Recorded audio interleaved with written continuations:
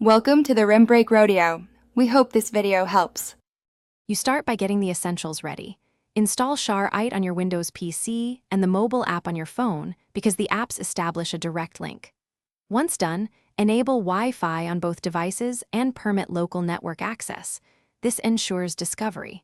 Make sure to close VPNs or temporarily disable strict firewalls since they often block peer-to-peer connections.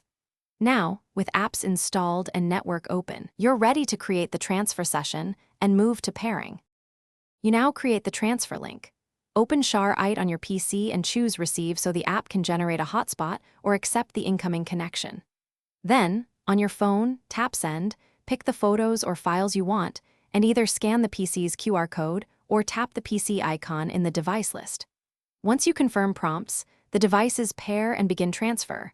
Monitor the file list and speed so you can stop or retry any specific files if needed. You finish by confirming every file reached the PC.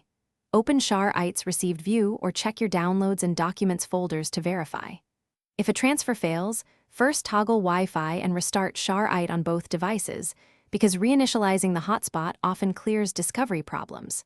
Make sure to retry only the failed files, not the whole batch.